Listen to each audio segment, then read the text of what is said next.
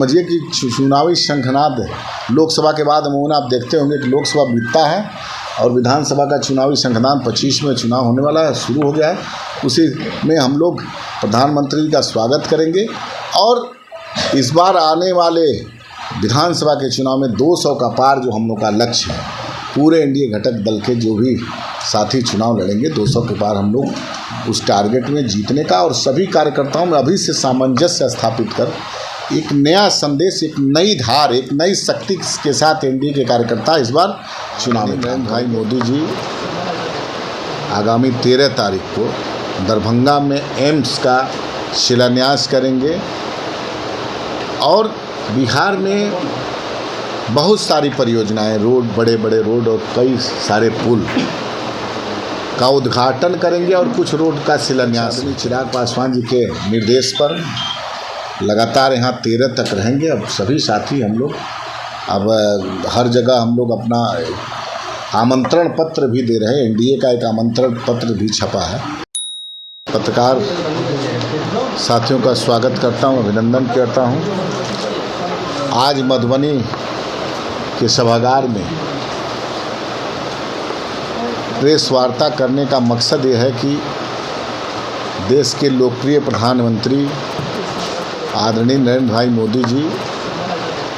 आगामी 13 तारीख को दरभंगा में एम्स का शिलान्यास करेंगे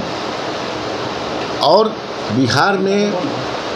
बहुत सारी परियोजनाएं, रोड, बड़े बड़े रोड और कई सारे पुल का उद्घाटन करेंगे और कुछ रोड का शिलान्यास भी करेंगे। तो निश्चित रूप से मधुबनी, दरभंगा, सहरसा, मतलब मिथिलांचल से लेकर के आप समस्तीपुर हुआ, चाहे उधर सीतामढ़ी, पूर्वी चंपारण, पश्चिमी चंपारण, बहुत सारा उधर एम्स हो गया, एक गोरखपुर में एम्स है और एक यहाँ एम्स खुल गया, एक पटना में। तो निश्चित रूप से रोड के साथ साथ जो एम्स प्रधानमंत्री जी शुरुआत करेंगे, निश्चित रूप से खुशी का खबर है। और हमारे चुनाव में तो अक्सर आप लोग प्रधानमंत्री जी को देखते ही थे, लेकिन इस बार बिहार का विकास का बहुत सारा धन और बहुत सारी योजनाओं का उन्होंने दिया है, उसका घोषणा करेंगे और शिलान्यास करेंगे। इसी कार्यक्रम के तहत हम लोग कल मुजफ्फरपुर में थे, दरभंगा में रात्रि विश्राम किया और पूरा एनडीए एकजुट है। उसमें हमारे नेता आदरणीय चिराग पासवान जी,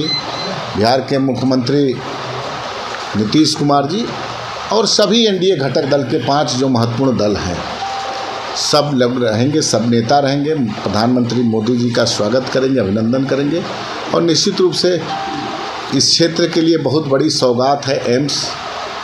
और हमने 2-3 दिन भ्रमण के दरमियान हमारे जो अध्यक्ष हैं, सांगठनिक 2 अध्यक्ष हैं, यहाँ पर अनुपम राजा जी हैं, हमारे मधुबनी के, झंझारपुर के हमारे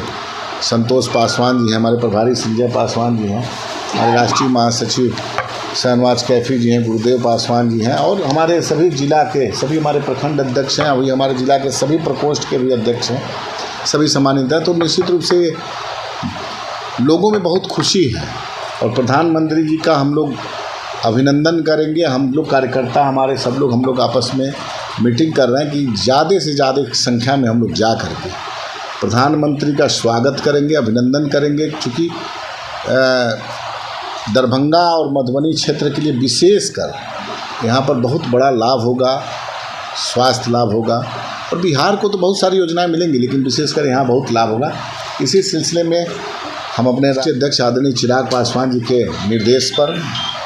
लगातार यहाँ 13 तक रहेंगे। अब सभी साथी हम लोग अब हर जगह हम लोग अपना आमंत्रण पत्र भी दे रहे हैं। एनडीए का एक आमंत्रण पत्र भी छपा है, जिसको आपने देखा होगा कि भारतीय जनता पार्टी, जनता दल यूनाइटेड, लोक जनशक्ति पार्टी रामविलास और सभी हम के हुआ, चाहे राष्ट्रीय लोक मोर्चा के जो भी हमारे कार्यकर्ता हैं, नेता हैं, सब लोग पिछले कई दिन से इस कार्यक्रम को सफल बनाने में लगे हुए हैं। इसी सिलसिले में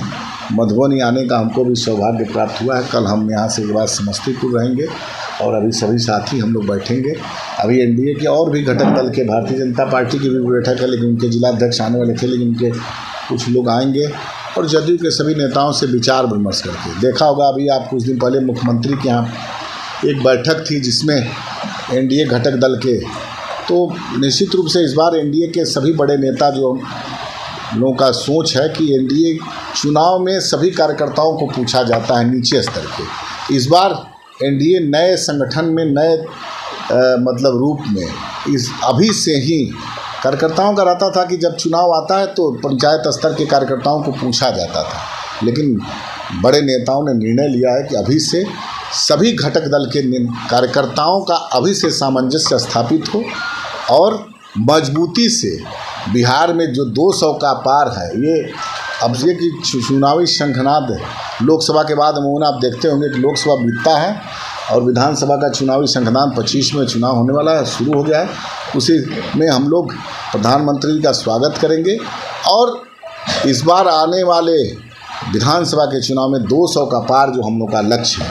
पूरे एनडीए घटक दल के जो भी साथी चुनाव लड़ेंगे 200 के पार हम लोग उस टारगेट में जीतने का और सभी कार्यकर्ताओं में अभी से सामंजस्य स्थापित कर एक नया संदेश, एक नई धार, एक नई शक्ति के साथ एनडीए के कार्यकर्ता इस बार चुनाव में काम करेंगे। यही मेरी बात है। अब आगे आप लोगों को जो पूछना है कुछ पूछ सकते हैं। झंझारपुर लोकसभा रेलखंड जो विगत जो है 17 सितंबर को जो चालू होना था, तो शायद कयास लगाई जा रही है वो जो है आपका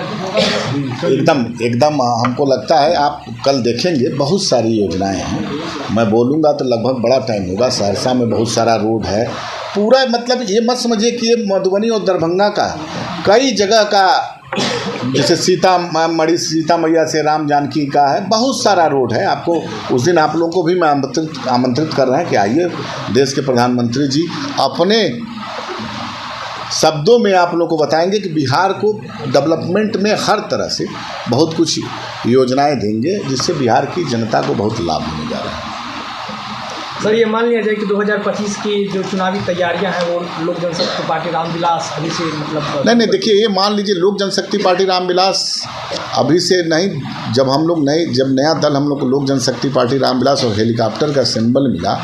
तब से ही हम लोग लगातार, कई बार आप लोगों से मुखातिब भी हुए हैं, लगातार हम लोग काम कर रहे हैं और उसका प्रतिफल ये था कि 100% स्ट्राइक रेट देने वाली अगर इकलौती देश में कोई पार्टी है तो लोक जनशक्ति पार्टी रामविलास है। चिराग पासवान के नेतृत्व में आपने देखा होगा, और वो भी हमारे जितने भी प्रत्याशी थे एक बड़े मार्जिन के साथ चुनाव जीतने का काम किए। तो ये निश्चित रूप से एनडीए की ताकत है और लोक जनशक्ति पार्टी रामविलास के कार्यकर्ताओं की मेहनत है, तपस्या है इतनों दिनों की,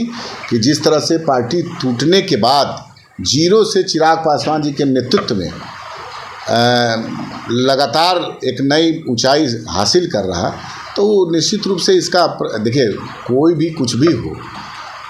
मुहर तो अंतिम जनता लगाती है। तो जनता ने मुहर लगा करके निश्चित रूप से संदेश दे दिया कि बिहार का सबसे युवाओं के बीच में चहेते, महिलाओं के बीच में चहेते, जैसे आप देखे होंगे कि कुल MY की बात लोग करते हैं, मेरे भी नेता MY की बात करते हैं, लेकिन उसमें महिला और युवा की बात करते हैं। जाति पाति मजहब की राजनीति से परे युवाओं की सोच, महिलाओं की सोच, कैसे डेवलपमेंट में जाति पाति में आप डेवलपमेंट नहीं कर सकते जब तक आप सामूहिक रूप से युवाओं की बात करिए। अभी बिहार में सबसे ज़्यादा युवाओं की संख्या है, महिला आधी आबादी की बात करिए, तो निश्चित रूप से हमारे नेता का जो प्रयोग है उसको जनता ने अपना मुहर लगा करके उसको एक्सेप्ट किया है और उस पर अपना मुहर लगा के उनको आशीर्वाद देने का काम किया है।